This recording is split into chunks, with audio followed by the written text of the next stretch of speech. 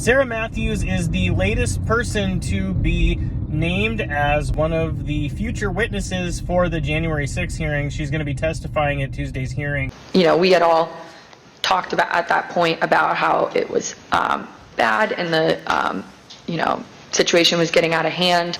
I told her that I thought the president needed to tweet something.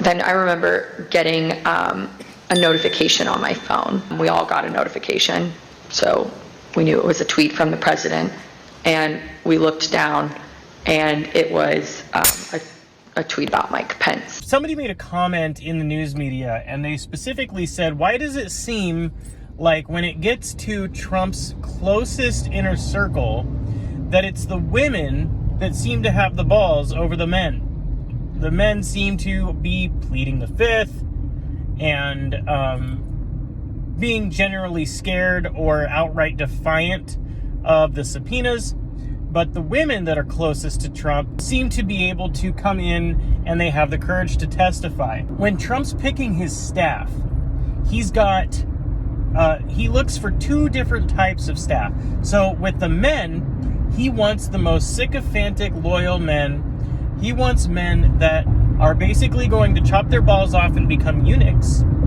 and do anything he says no matter what.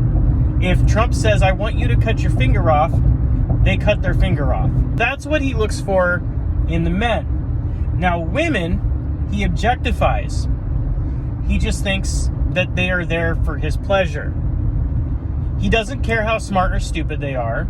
He doesn't care how professional they are. He doesn't care about women enough to know what they're thinking and what they're saying. It's been backed up countless times. He's looking for pretty faces and women that he can stare at their asses after they hand paperwork and they walk out of the Oval Office or whatever.